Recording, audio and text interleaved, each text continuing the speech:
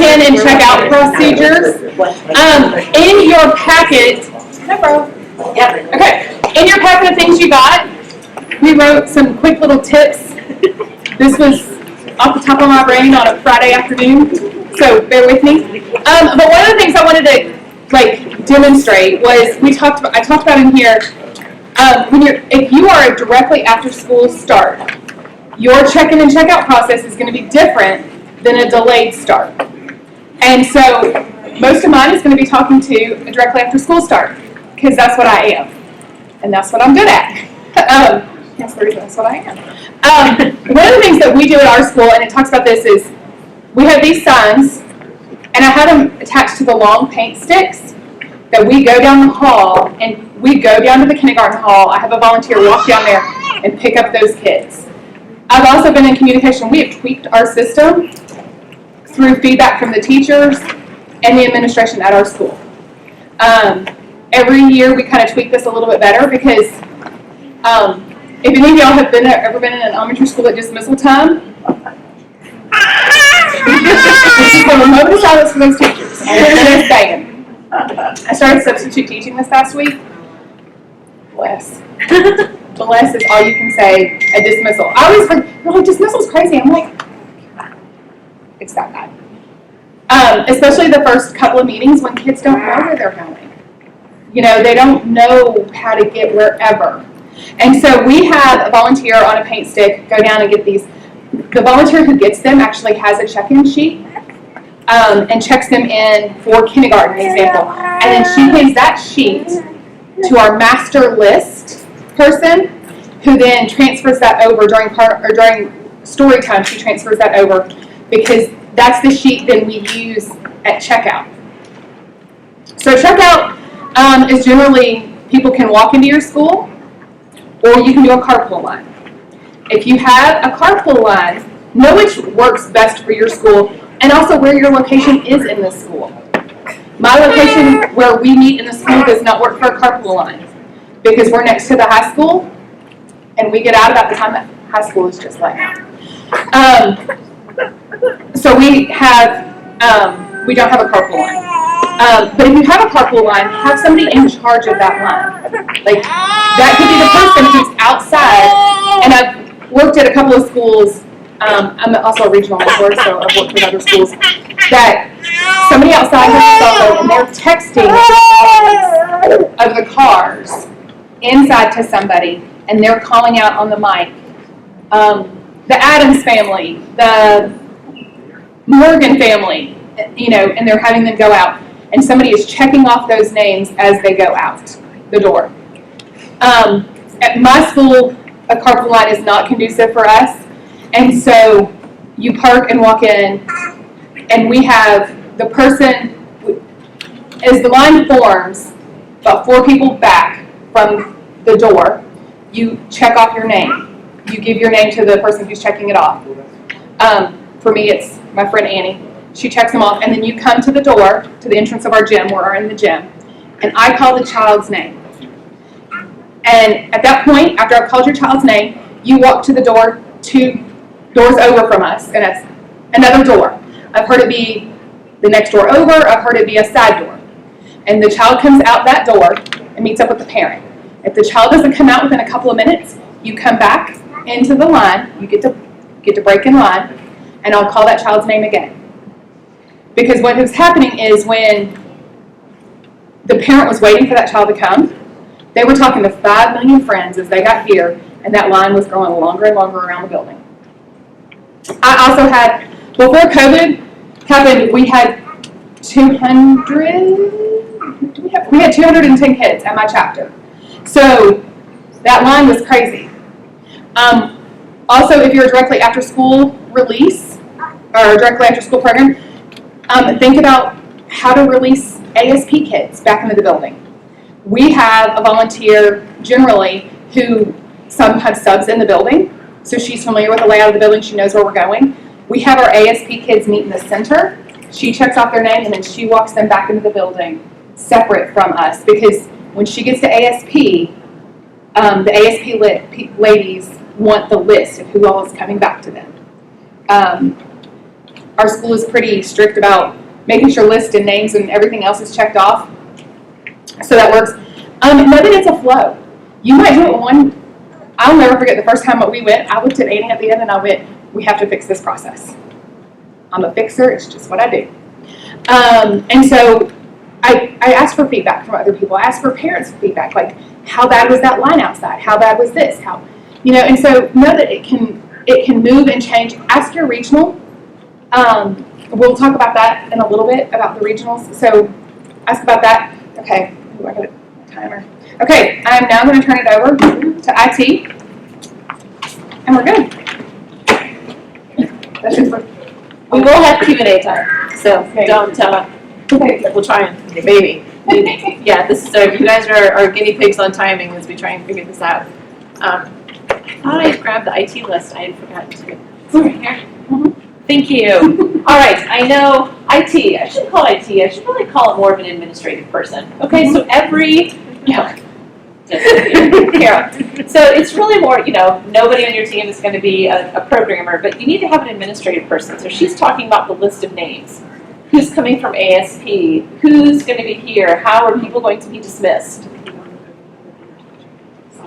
Sorry, that's okay. So you're going to have an administrative person at your school who's going to be printing these reports for you, okay? And so we call that IT. So just to clear that up. So IT, just a quick refresher. Lindsay's telling me I can't move. You can move. All right. So on the website, on the Rise Up for Christ website, for some of you who may or may not know, on the very bottom in the footer is a leader login. And your agenda has what the password is. And the leader login, I'll show you to you there, is how we use Salesforce to get all of our reports. It has the password, it has a training video for if you have somebody new that says, I'd be happy to do reports. There's a video that they can watch that shows them how to walk through. It's not hard. It's not difficult. It really isn't. But this leader login page is going to have all of the different the resources that somebody would need to do this. You can always, we have an IT email if you ever have any questions, or if you print something out and you're like, if this report just had this one other field, like this would be so helpful for our school, please email us and we can go ahead and add that in there. One thing that we did want to cover that is newer this year is we're allowing the schools to have wait lists. So some of you may have wait lists. I don't think any schools have hit their wait list limit yet, but some are close. And so we put wait lists in place and put a cap on registration because we want kids to be safe in their environments. So where you're meeting in a school may only be able to hold a certain number of students, or you may say, I'm not sure how many volunteers I'm going to have. I'd like to set the cap at 60, and then as I get more volunteers, we can allow more students in. So there's different reasons why schools set wait lists. But when you have a wait list in place, once you hit the wait list, that parent's going to get a message that says your child's been put on a wait list. And in Salesforce, whoever your administrative person is has the capability to then move kids off that wait list once you know, okay, we're good to go. We can allow more students to come in, and they obviously would get emailed about that. Your administrative person, and I do want to say, it doesn't always have to be just one person at a school, okay? So if you're sitting in here and you're like, I could help with that, that would be really helpful to go and say, I'd be happy to do that part. It doesn't have to just be one person who's your administrative person. Okay, so just some things. So now registrations are coming in. Everybody's got students who are registered, except Blackwell. I think we just got a couple of kiddos in there, but we haven't fully opened that up yet. But some parents enter students' names in all caps. If that bothers you, you can be going in and starting to clean up some of your data. So there are things that you can be going in and doing in the system now in preparation for your first meeting, so when you print reports. But if that doesn't bother you, that would be fine. One other thing that we do cover in training as well, when you print your name tags, so we'll talk about name tags for a second. We give everybody name tags. You can handwrite them if you want. Some schools have done that, but it's much easier to print them. So we do provide instructions on that. We provide the templates and everything that you're going to need to print your student name tags. Some people like to put like what the parent has put for their allergy. Print that on the name tag. Most schools don't serve snacks. That's not as much of an issue anymore. But sometimes when parents register, they may type something in that note that says that's more of a behavioral issue that child has. You don't want them walking around on their name tag that says ADHD or whatever it is that the parent has written. So in the technology video, you can be going in and we always say what the parents gave us. We're not erasing but we're altering what prints on the name tag so that when you print name tags, that's going to be on there. So those are some things that you can be doing now. You don't have to wait until the first, days before your first meeting to be doing that. There are some things, when you sign into the system, you can't delete anything. So please don't worry that you're going to mess anything up. You can't delete any data. Sometimes when you go in to run reports, there are places, if you ever look into a report and you're like, something's not right about this report, there could just be something that we need to go back in, a filter we need to add back in. But we can't, if you have an email, if a parent's email is incorrect, you will need to contact IT about that, because there are some fields that IT has to be the one to address. How are we doing on time, Jessica? 8 minutes. Okay, we're good. The one thing that I would, and we really debated on t-shirts. We really wanted everybody to take home their t-shirts, but a lot of people are still a month away from the first meeting and they're not near what registration is going to be. So we were trying to figure out, how do we guess? Leaders might still have to come back to the office to get extra t-shirts, so that's why we're just going to wait. But I would really recommend, and we'll provide instructions when we give you the t-shirts as well, but there are reports and screens where you keep track of which students have picked up their t-shirts. And you may say, we can just keep track of that. But when you start rolling and the new kids start getting registered, and if you have a wait list and who came off the wait list, who has t-shirts, it can just be kind of a mess. And so we do have, I would really recommend that you use the system to keep track of who has t-shirts. Because as a ministry also, we just want to be good stewards of that. Kids, there's no cost to participate, as you know, in Rise Up. These are not free. And so we want everybody to have them, but if as a ministry we're out of t-shirts, but some chapter has 35 extra ones sitting there, we just want to kind of know what our inventory and things is. So if you could just use that, it helps you and it helps us as a ministry to know before we pay the cost of ordering more t-shirts, if there's schools that have some extra ones. I think that those are some of the, Lindsay, are there any other big highlights that we wanted to cover for IT? The one other handout that you got has a bunch of words about the communication strategy. We wanted you to know, when a parent signs up, what do they hear from Rise Up? And so what the system automatically is going to send are RSVP emails.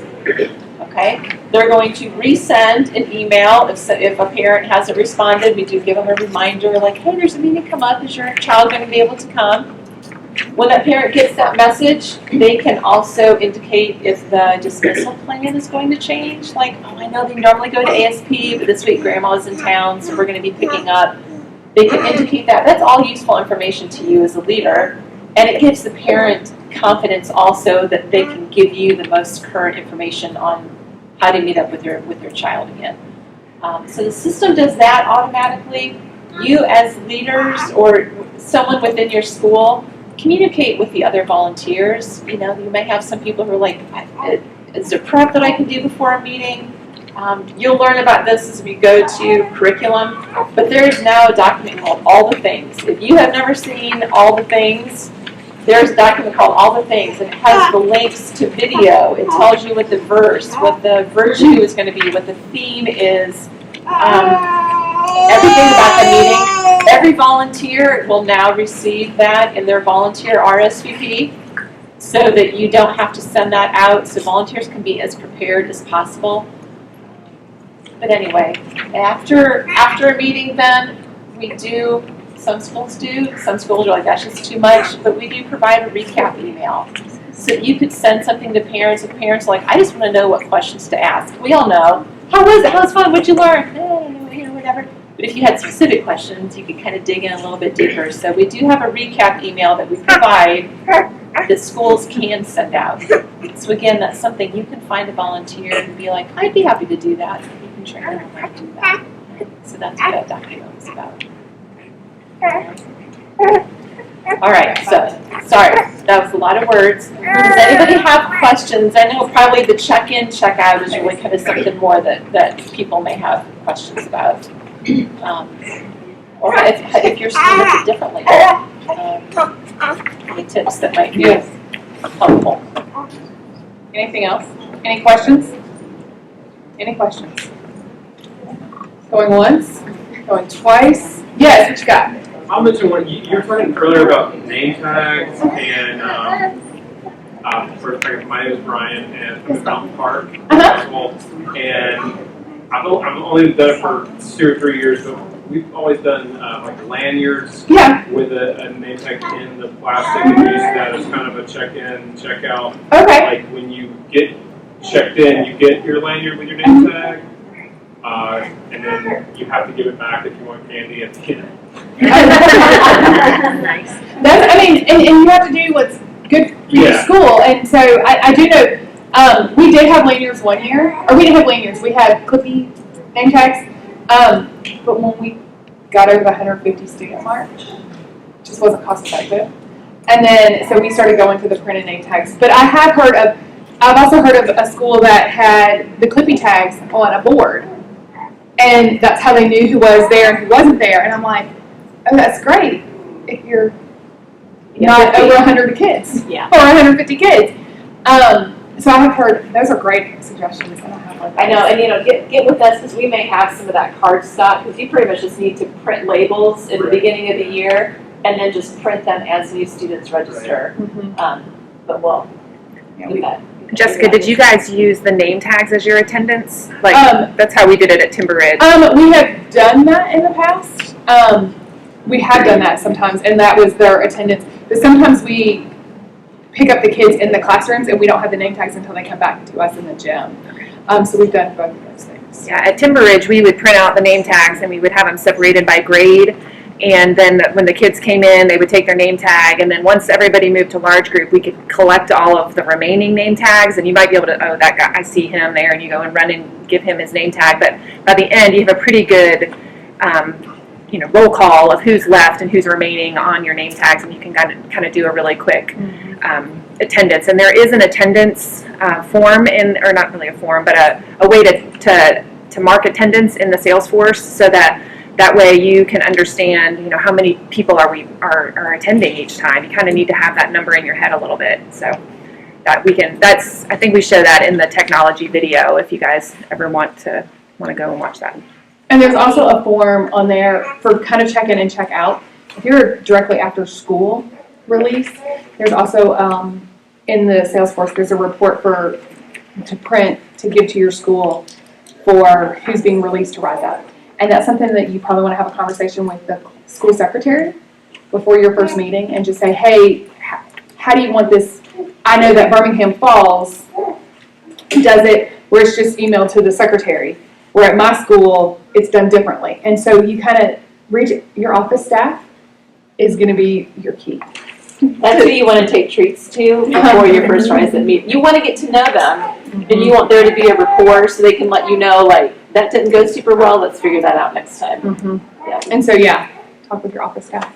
Alright, we do have to transition, I was going but to say, these are your ladies. If you guys have further questions after all this is over, feel free to reach out to them, but y'all are headed to... Well, I'm at State Bridge, and I have 3 girls, and we brought it to State Bridge when she was in kindergarten, and she's now in 6th grade. So I've been doing it at State Bridge for 6 years, and we have 2 still at State Bridge, so we're there for another 4, and Holly is my we're like 2 pieces of pie.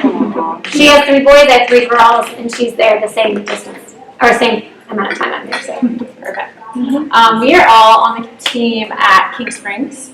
We came in the fall of 2018, I believe. So, been there for a little bit, and I have 3 kids. One not even in school yet, so we'll be there a hot minute longer. I'm Judy, and I have 3 boys as well. So, and yes, we all started this together at the same time. I'm Katie, and this is my magical year. I have a kindergartner, a third grader, and a fifth grader, all Oh. at the same school, and this is the only time it'll ever happen, so I'm enjoying it. Thank you. Well, we are talking about ambassadors, volunteers, and school appreciation. So Emily will kick us off with the ambassadors, and just listen, and we'll have some questions at the end. Okay, just a question. Who does ambassadors? Okay, who doesn't do ambassadors? Okay, so everyone, so you guys know what the ambassadors are. Okay, so kind of our key points at State Bridge, why we feel like it's worked so well, and really for Holly and I, like why we love it so much, is it's our opportunity to really pour into these fifth graders at the ambassador meeting to prepare them into who they are, whose they are, their identity, so that they can have even a stronger community and grow even closer with Jesus before they go into sixth grade. Then the second part of that would be their leaders. This is a privilege for them. Like we cap ours. Some schools do, some schools don't. We have found that Holly and I are the ones who pour into the ambassadors, so we have found 20 to be a magic number for she and I, where we feel like we can really pour into those kids and use it as even a add-on ministry for them. Our school runs about 100 to 120, just to give you an idea. And then other things that we feel like at the meeting that are beneficial is our meetings are run just like a Rise Up meeting, so that they know what Rise Up's going to look like. So we start out, we do an icebreaker, we have food because every kid loves food, so I would just strongly suggest if you can, use some of that money to make sure your ambassadors have food while they're there. And then from that, we go into an icebreaker, and then we just run the meeting. We hand out their jobs. So we predetermine what jobs they're going to have, and we give them their jobs at the meeting so that they know when they go to the real meeting, oh, this is what my job is. And we show them at the meeting, this is what this job looks like. This is what the messy game is this week. And we let them play the messy game so they feel like they have a part in it too. So if they're just cleaning it up, at least they've gotten to play the messy game. They lead our small groups. We put an adult with the fifth grade ambassador, but we go over the small group with them, and they lead the small group. So I would say, like, our meetings are primarily run by our ambassadors. They even do the Bible story sometimes, and we practice it at these meetings. So it's really an ownership for them. It is not just oh, you've asked me to go throw this away. Like, they love it, and they do such an amazing job that I would encourage y'all to use your your ambassadors as volunteers. But it's also a privilege, and I said this last time, Kelly Rivera said she fired somebody. Like, yeah, sometimes you have to say, hey, listen, this isn't the place for this, and if you're going to be a leader, you're going to show the leadership qualities. And it's okay, we all mess up, but right now, you're not showing the leadership qualities, so we're going to have to back out for a second, and then when you can come back, and there's nothing wrong in a gracious way letting them know. If you can't be the leader that we know you are, then let's step back until you're ready to be that leader that we see in you. I think that was it. Okay. The only thing is that there's curriculum this year, so if you go to the leadership login on riseupforchrist.com, there is a curriculum on there, so you don't have to come up with what to say to them. And then in that schedule, there's like 20 minutes of the lesson to just go over what Emily is saying, to go over the next meeting with them, to prepare them for that, break up in groups based on their jobs or whatever they have. But it's got an icebreaker question, it's got questions to talk about, and then each month there's a different character trait on leadership to talk about, so that it could be reused each year, because it doesn't have to coincide with what Rise Up is doing that month, if that makes sense. So just a way to help if it feels like you don't want to spend the time to create something, it's there for you, and then you can make it your own however you want. And to reiterate the food thing, we also found out that food was like the way to our ambassadors' hearts. They ate so much stuff. Every time. We were like, oh, we got so much extra, and it was gone. And one more other thing to use the money for is, it's hard to get adults to dress up, but that's what the kids love seeing. So this year, we did it last year on our own, but next year we'll use that $150 to actually pour into the ambassadors, and get them that artist hat, so that everybody, they can see, when you have 20 kids wearing the same thing, it just makes the environment more fun, I think. Yes, and something I forgot to add on the in the first group, we need to tell them, you can have an ambassador kickoff party that Rise Up will reimburse you for. So like your first meeting, or if you want to do a separate event. They used to do it as a ministry as a whole, and all the ambassadors came from one place, but they're allowing us to do it on your own time, what works for your schedule, pizza, ice cream, whatever, and they'll reimburse you for that. So just as a kickoff for them. So yeah, you want to talk about volunteers? Volunteers. So we have a larger club. We have about 125 to 150 kids that normally end up signing up for us. So we always need a lot of volunteers. This is our first year. This last spring was our first time ever having ambassadors. So we didn't have that opportunity for a while. And just one thing I shared with them before is like, if I know someone and I know their background, or I know that they're believers, like I will ask them to help with Rise Up. Like ask everyone that we know. And then and something I forgot last time Amanda mentioned is like we've had a lot of dads. All of our husbands help, and we know it's hard. We know that it's not easy to get out of work whenever your meeting is, but we've just been very fortunate to have them help, and then to have other dads. We have a few dads that volunteer that their wives don't even volunteer, like they have little ones at home or whatever, and that's helped a lot in our meetings because just helps sometimes with like the behavior with kids, and also just the kids are so excited to see the dads and hang out with them, and that's been a real joy, I feel like, for our club. And then one other thing I mentioned is when I send emails every month, just going over everything, making sure, I know we have like RSVP links, but just making sure everyone's coming.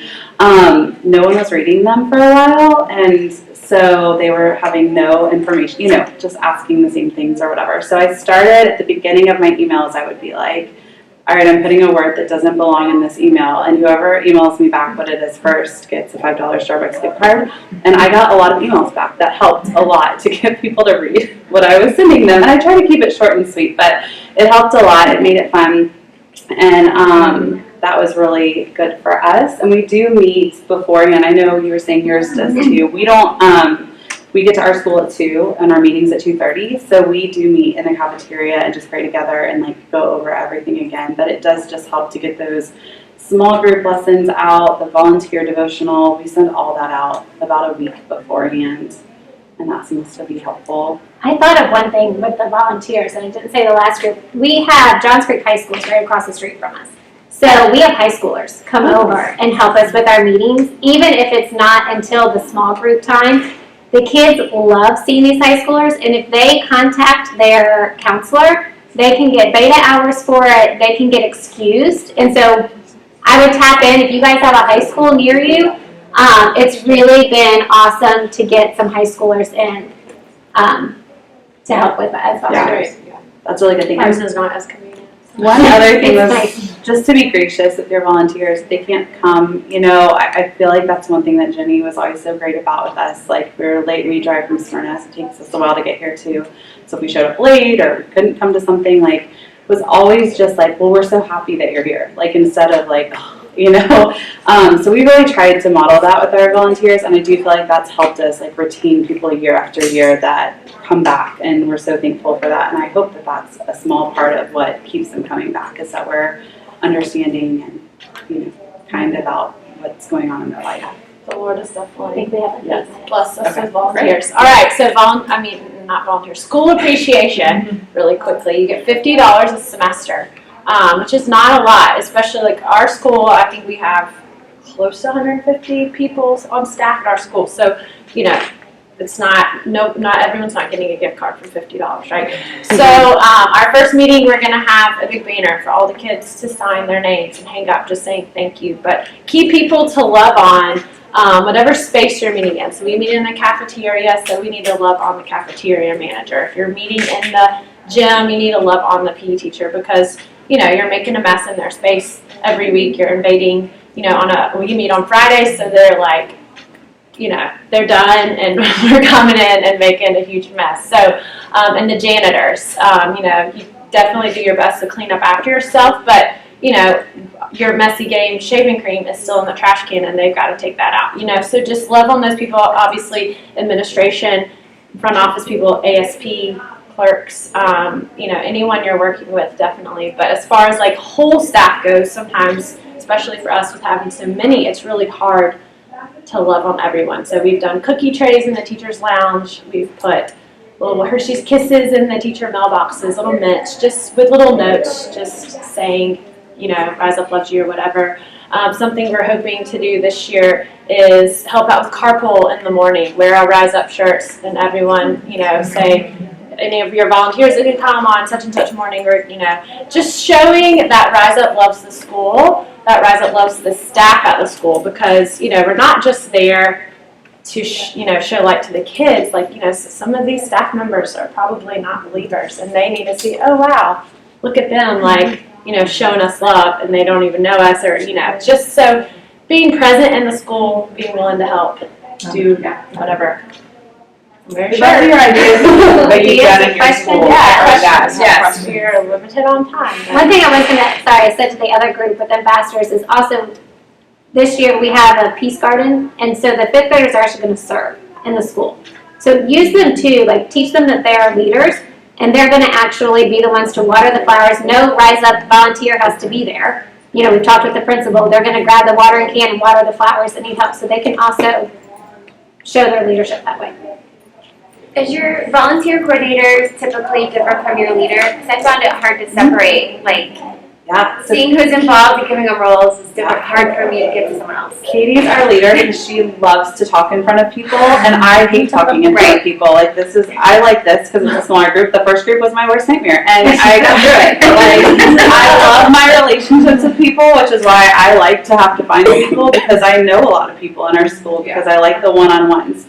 But it just works to depend on, like, if you have someone that Say like delegate that. as much as possible. Yeah, I mean, for sure. it's hard to do it all. Yeah, I usually take the programming part of it, like making sure that part's like ready to go. Okay. And she's all about the people and knows everyone and gets them where they're going. Yeah. Okay.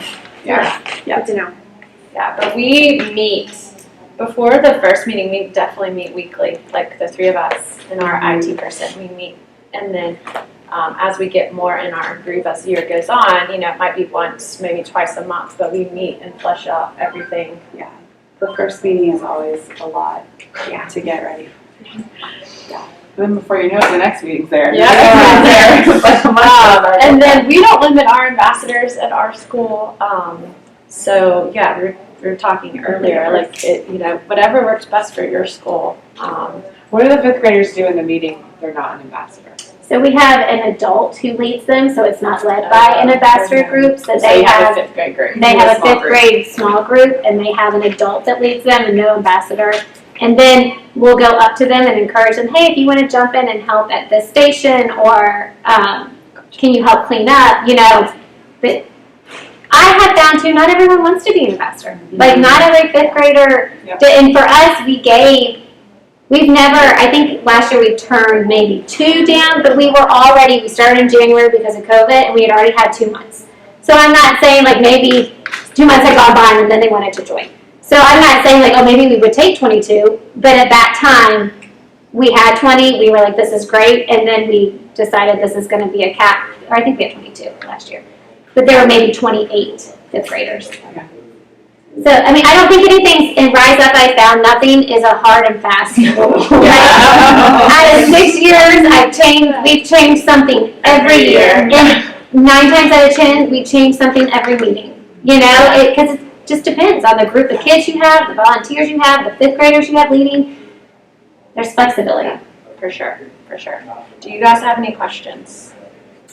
What about volunteer appreciation? Like, would that come out of the $150 budget? I don't think so. I don't think so. I think, so something we try to do is, like, once a semester, just do like a pizza night where volunteers can come and bring their families. Like in the spring, we did it at a park, you know, close to our school. We had like kickball, pizza, popsicles in the playground, you know, and we just paid for that ourselves. But I think that may be something that could come out of the 150, or it may be something you get reimbursed for. Typically, at the end of every year, they say, here's what we're going to do. Yeah. Like, they find one. They give you a gift for every, Yes. you get a gift for every volunteer. And then, We did feel like for It's like a us, little because stand-up. we're Yeah. constantly, the three of us and then our IT group, like we're constantly meeting and like doing things ourselves. And like we did feel like after last year that maybe there was a little bit of a, break between us and like the rest of our volunteers. So we are trying to be a little bit more mindful this year to do that. Like we're going to try to do one, like she said, one per semester of that like kind of pizza social night with all their families. And then we also talked about, I'm not sure that we'll follow through on this, but we would love to like maybe just say like, hey, we're gonna be at this local coffee shop on this morning, like either two or the three of us, whoever wants to come and just hang out, just to kind of open that up to like, build those relationships some more, because some people do join partially because they want to get to know, other people in the school or, like-minded other believers, and we want to be mindful of that too. Yes, but that's a great question Yes. on the funding for that. We will find out later. Lindsay, do you know? Is there extra money for volunteer appreciation, or is it just at the end of the year you're given the? The end of the year, the ministry will usually give out a volunteer gift. Yeah,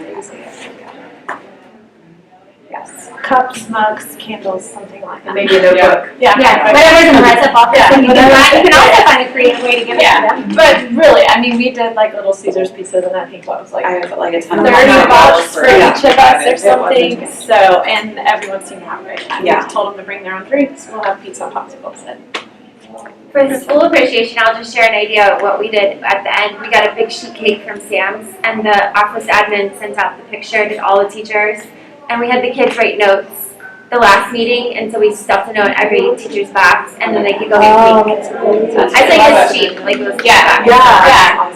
Sheet Everybody cake, wants all of it. that. Everybody wants cake, right? Right. It's the end of the year. Yeah, sounds good. And I would say if you guys have anything that you're like, no, we have to have this and I don't have enough money left, send an email to me or call Karen. And these are the sorts of things we're kind of trying this whole budget thing right now. And, it could evolve. Sure. Well, have fun at your last. Yeah, thank you.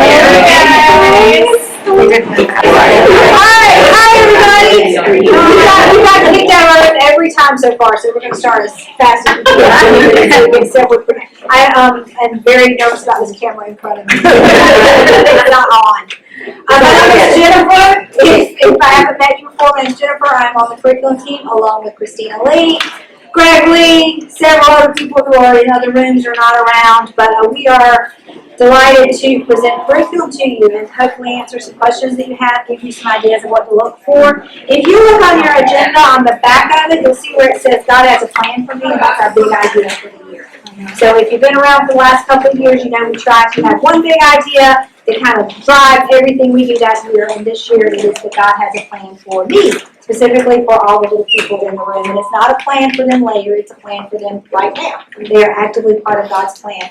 And we have picked to go along with that this year Jeremiah 29:11 as kind of our theme verse. So you'll have a new song in your deck. It will be children singing and dancing. It will not be the one person on the iPhone. If you didn't like that video last year, it's not that style. It's not regular style. It's a great chance to use it if you have ambassadors, put them up front singing and dancing with it, or just put it on and let all the kids freestyle dance, or let them learn the moves. Even if you just play it, I promise you the kids will get it in their head and they will leave the end of the year knowing that Bible verse. My daughter walks around singing Joshua 1:9, and I'll go, "What are you singing?" She'll go, "I don't know, it's just stuck in my head." That's what we want. That was last year's, right? So you'll also see beside that a list of the theme and the trait for the rest of the year, so that you can start thinking ahead of time.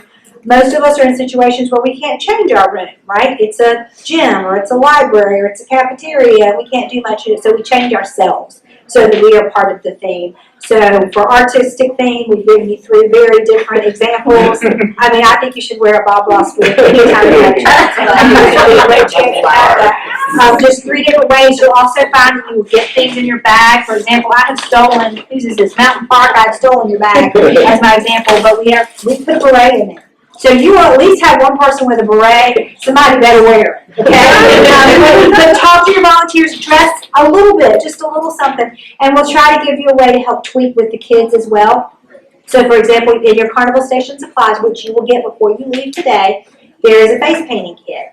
Use it, paint mustaches on your kids and make them artists, or put paint palettes on their face or something like that. Let them just use it to kind of express the theme themselves and get into it. The other thing I want to call your attention to, on the page that says check-in, check-out notes, on the second half of that, because I don't know anything about check-in and checking out, you'll see the curriculum notes.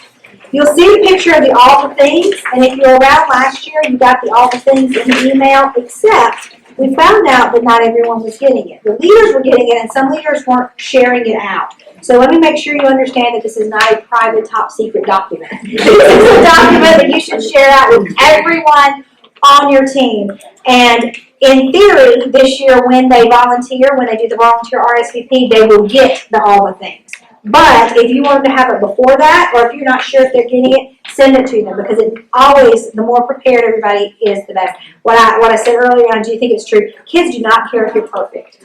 But if you are underprepared, they will eat you alive. Right? So have a plan and be prepared to pivot, but know what you're going to do. So we're going to give you everything in a bag. But if you haven't opened that bag and looked in it, if you haven't looked at all the things, then it doesn't matter that we've given you everything. You're not going to know what to do with it, and that's one thing you're going to go crazy. If you know what you got, then you can always pivot to a new plan. Once you get all the things, you're going to open that email and you're going to check it out as a team, and you're going to make a few decisions. And one of them is, do I use this as a demonstration, or do I actually show this? So we always demo an intro for you. We, as a curriculum team, would highly encourage you to do the intro live. Okay? You can smile at your kids and say, hey, everybody, I'm Miss Jennifer, I'm so happy to rise up today. And you may go, but my intro doesn't look as good as Christina's intro. If we all tried to be as good as Christina, we'll never get anything done. Okay? So instead, look at that as an example and say, okay, she got the theme, she got the character trait, she got the Bible verse. I can do those things. I can put a beret on. I can tell a story from my life about how I had to. So do the intro live, because that's your chance to really interact with the kids. Then you'll see the story. If you do not have storytellers, maybe they called in sick that month, maybe you just don't have strong storytellers. We do try to make the production value on that one a little bit better, just because, so that you can show that as a video if you need to. That's your call. But don't ever be intimidated and look at something and go, mine won't look at that. They don't care if yours looks like that. They care that you're having fun. They care that you're excited. September, we're going to tell the story of creation. And that's a really good one to tell live, because you can read it. If you practice it, again, you don't have to be perfect, you just have to be prepared, right? If you practice reading that story, you can read that story, and then what we're going to have you do is the kids are going to make a collage as you are telling the story. So pick kids from different grade levels, and they will come up, and you are getting in your bag. I'm going to show you just one piece, but you'll get this. You'll cut it out, right, along the seams. And your kids will be putting this together. So you'll have all the pieces and the glue dots, and your kids will be putting this together as you're telling the story. And there's all sorts of adorable little things in here, right, that they'll use to tell. So my favorite are the Adam and Eve that will peek out from the tree. So there's a sample. Watch it, but then go, I can do that. I can do that better than she did. All right, watch it, and you feel confident to do that, because you'll get the kids involved. So we intentionally made September high on student interaction, low on Academy Award-winning presentations. Save those for later when Greg proves that he really is the greatest actor of our generation. And again, the props that you have and those things will be in the bag, but if you haven't looked at it, you don't know what to do with the bag. So get that done ahead of time. Customization counts. We tell you a suggested order of meetings. If that doesn't work for your school, then don't make that your order of meetings. If you go, well, our school has to be totally silent because we have to be quiet while the other kids are getting their bus called. So don't do carnival stations first. Do small groups first, right? Or tell the story first, because that's just one person talking. You change that up to fit your school. And the same thing with carnival stations. You'll get all of your carnival stations. Use them all every month. Don't use them all every month. Use them in different ways every month. Think of fun things to do, but you customize those things to fit with your school and what works. And if you have great ideas, share them with us. If you're begging for ideas, ask for some, and we'll get other people from other schools to help share ideas for this carnival station. The roles to assign here are things that we think are really important that you have on the day of the meeting. So you've already gone to IT, you've already gone to volunteers, you've already gone to ambassadors. There's lots of things to do to prep. We're just talking about in that room on that day. You need somebody assigned to these roles so that your meeting can run smoothly. Some of these can be doing double duty. Also, some of these should be done by your 5th graders, whether or not you have a formal ambassador program. So the first one I have up there is showrunner. I can't emphasize the importance of this enough. Somebody needs to know everything that's supposed to happen from the minute y'all open that gym door till you get rid of the last kid. And that person needs to have that going on in his or her head at all times. They may never talk to a student. That's okay. Their job is to get everybody where they need to be. Because when your person is telling a story, they shouldn't have to worry about whether or not the messy game is set up. When your person is doing a small group, they shouldn't be worrying about how much time do I have left. They should be able to be in the moment of doing exactly what they're trying to do in that moment. Okay, so have somebody who knows what's going on. And I find that a lot of schools forget that one, right? But it's a really important one. You need somebody who's not doing anything except getting things moving from place to place from time to time. Carnival leader, again, not to do everything, but somebody who's looked through that carnival box, knows what's in it, and has decided this is what we're doing this month, so that when everybody shows up and the meeting starts in 20 minutes and we just unlock the doors of the gym, they can tell everybody else what we need to do to make that happen. Ambassadors make great carnival helpers, but somebody who goes, this is what we're going to use these carnival supplies for this month.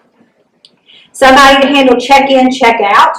Especially if you're doing carnival stations while kids are checking in. That's a really important thing, and checking out. And that person preferably would man the door the whole time, because if mom shows up and starts to walk in to get his or her kid or her own kid, you want to be able to say, I'm sorry, you can't go get your kid right now, but I'll go find the showrunner, and that person will find your kid for you. All right, so some of that person can also be like security guard sort of thing as well. An ambassador leader, even if you don't have a separate ambassador meeting, which if you do, that's awesome. But even if you don't, somebody who wrangles those 5th graders and gives them something to do. Because otherwise, they can be your biggest benefit, or they can be your biggest detriment in a meeting. Give them something to do. Somebody who takes care of those. Cleanup crew, again, maybe this is a carnival leader. But after that messy game, somebody who swoops in and starts cleaning that stuff up. And I don't mean it's the ideal cleanup situation. It may just be pulling that tarp over to the side and everybody will deal with it later. But somebody who does that while the next thing goes on. Small group leaders, I've said this in the other meetings, a large percentage of our kids, when they check their boxes of registration, they don't have a church. A large percentage of our Rise Up kids don't have a church. You are their church. So having a small group leader is really important. That small group time is important. If all they do is learn the kids' names and know something about them so that if they see them at Target, they smile and say, hey, that's a win. Okay, do we provide small group questions? Yeah. Do we hope you'll get to the activities? Yeah. If you need to spend that time talking about Sally's dog, spend that time talking about Sally's dog. That's your time to actually interact with the kids, and it's so much more important than the flashy stuff on the stage. Speakers, posts, storytellers, obviously, the more the better. If you've got a big crew, use them. If you don't, if you just have one person, then try and take as many other things off their plate so that they can concentrate on just learning scripts and being prepared with stories. And then AV, and I don't just mean the awesome AV stuff like Jared can do for you. Somebody does have to look at all the things and download the PowerPoint presentation and be ready to go in that room. But once you get in that room, somebody needs to run that presentation. We use a 5th grader for that. We've used a 5th grader for that for years. Everything from the kid on the autism spectrum who could not interact with other children but could hyper-focus on a PowerPoint and made sure that everything was exactly on time, to the shy little 5th grade girl who was afraid to talk to anybody else, but she became dedicated to that. To this year, our 5th grade, we've already had somebody who asked for the job, and he's somebody who works behind the scenes on all the tech productions at their schools shows. So find a kid who wants that job, and they'll do it really well. Because you'll have to show them how to do it the first time, and then they'll go, they are not scared of buttons. They're not scared. They don't slide.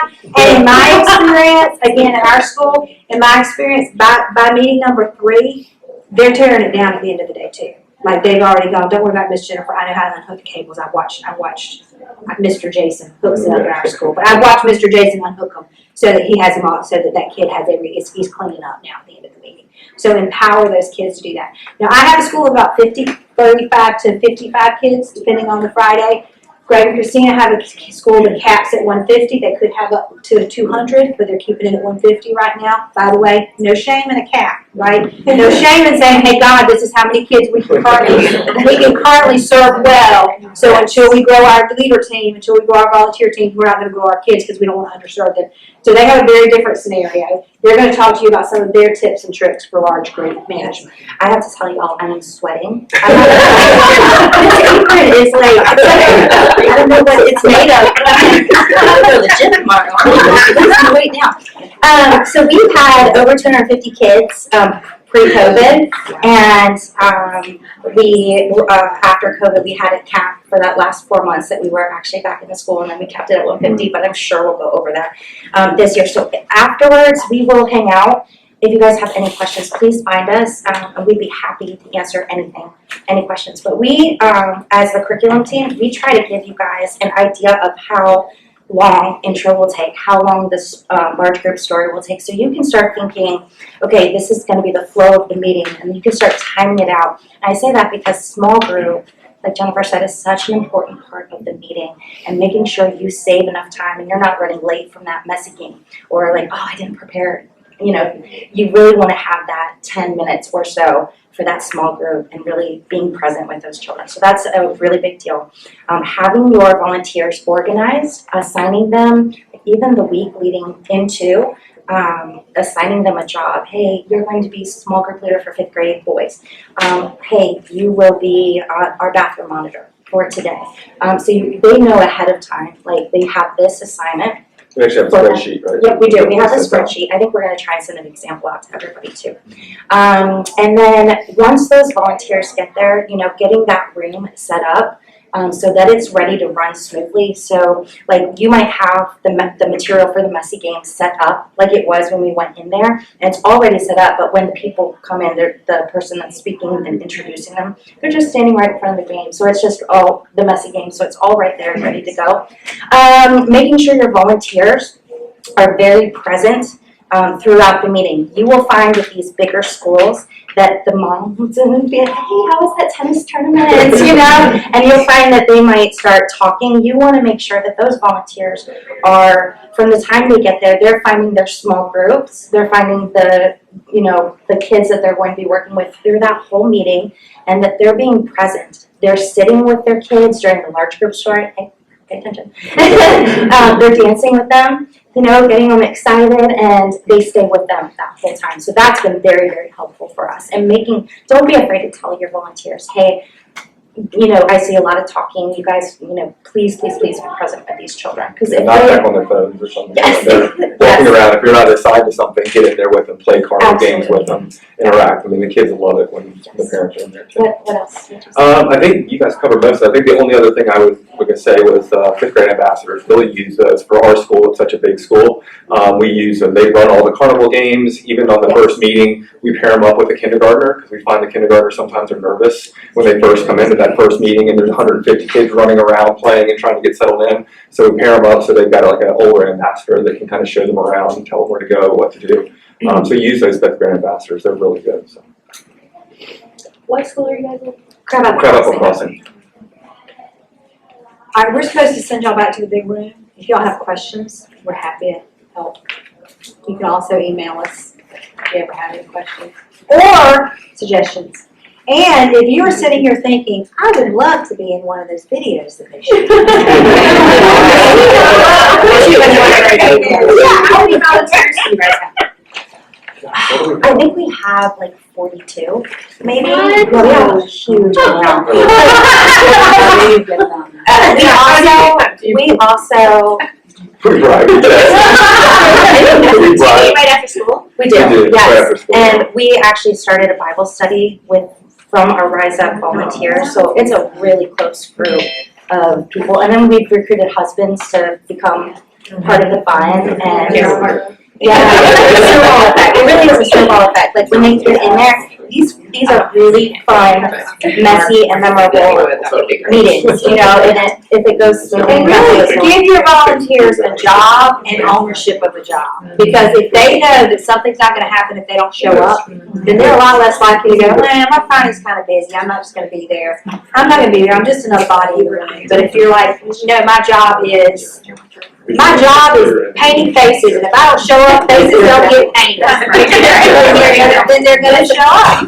All right, go to the next, we'll get in trouble.